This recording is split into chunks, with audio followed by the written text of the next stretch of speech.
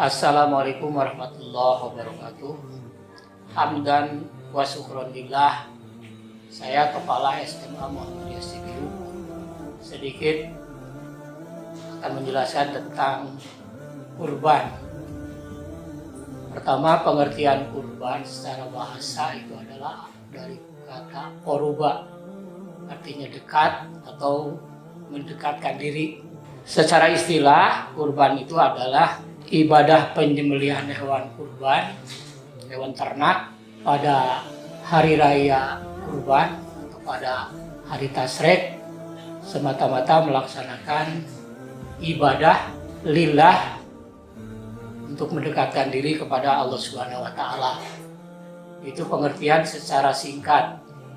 Sejarah dilaksanakannya kurban itu sebetulnya awal dari Nabi Adam alaihissalam, putranya Nabi Adam alaihissalam, yaitu antara Qabil dan Habil, yang mana pada waktu itu Qabil dan Habil itu mempunyai saudara kembar putri. Untuk Qabil yaitu Iklima, kemudian Habil Labuda namanya. Kemudian disilangkan kawinnya, artinya kalau Qabil yang dengan Iklima ke Labuda, kemudian Habil ke Iklima. Sementara yang mempunyai paras yang lebih cantik itu adalah Iklima. Nah, kemudian Qabil tidak menerima dinikahkan dengan Labuda, inginnya dengan Iklima. Maka Nabi Ibrahim memerintahkan untuk melaksanakan kurban, menyembelih kurban, yang mana yang diterima kurbannya maka itu ditikahkan dengan Iklima yang punya paras lebih cantik gitu. Nah, sementara kurbannya Qabil itu dengan hasil tani yang lebih buruk dikurbankannya. Jadi bukan yang baik tapi yang buruk dikurbankan. Sementara Habil dari hewan ternaknya memilih kurban yang lebih baik, sehingga yang diterima kurbannya pada waktu itu kurbannya Habil begitu, karena dengan hewan yang bagus begitu pilihan. Nah, kemudian di syariatnya kurban itu pada zaman Nabi Ibrahim alaihissalam, yang mana kita tahu dalam surat As-Saffat. Jadi ketika lewat mimpi Nabi Ibrahim menerima perintah untuk mengorbankan anaknya yaitu Nabi Ismail alaihissalam. Pada ayat tersebut Nabi Ibrahim alaihissalam, seperti dalam surat Al-Baqarah dikatakan, wa idibtala Ibrahim rabbuhu bikalimatin fa'atammahunna. Seluruh cobaan, termasuk cobaan yang sangat berat yang kali ini lewat mimpi, seluruhnya Nabi Ibrahim melaksanakan apa yang diperintahkan oleh Allah. Artinya apapun perintah Allah walaupun berat, Nabi Ibrahim selalu melaksanakan, selalu dilaksanakan dengan sepenuh hati, termasuk untuk menyembelih putranya.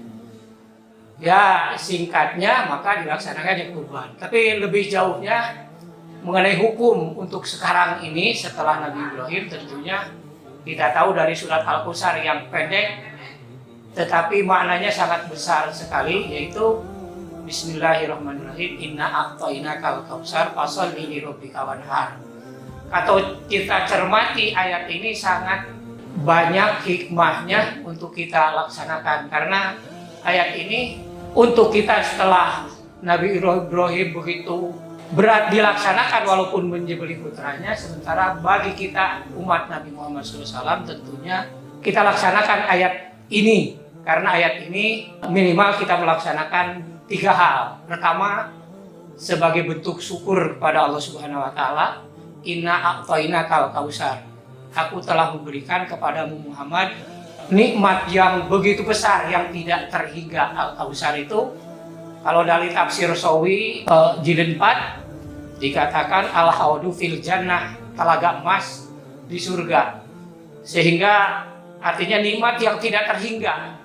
Seperti kita lihat dari surat Ibrahim ayat 4, ya bagi kita harus kita tafakuri, telaah dalam surat Ibrahim, wa atakum min kulli ma sa'altumuhu wa in ta'udu nikmatallahi latuhsuha.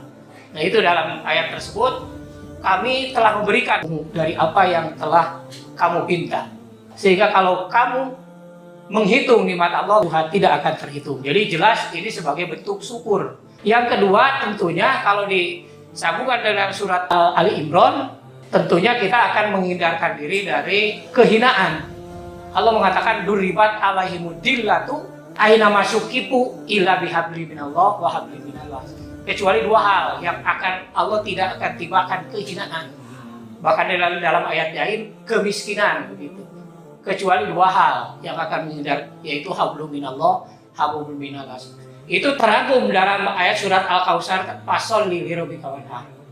Kalau kita hubungkan dengan ayat sebelumnya, yaitu surat Al-Maun, kita juga akan menghindarkan diri dari pendusta agama. Ara'aital ladzi yukadzibu biddin. Tahukah kamu, kata Allah, orang yang mendustakan pada hari pembalasan, atau dalam kata lain mendustakan agama, adalah 4 hal dalam surat Al-Maun. Nah, dalam ayat ini sebagai solusi supaya kita tidak termasuk sebagai pendusta agama atau mendustakan hari pembalasan dari Allah Subhanahu wa taala. Laksanakanlah hablum minallah dan hablum minannas. Jadi kesimpulannya, dengan memperbaiki hablum minallah, dengan melaksanakan sholat juga hablum minannas, dengan melaksanakan kurban ini, salah satunya insya Allah kita akan termasuk dari 3 hal. Abdan syakuro, hamba yang bersyukur.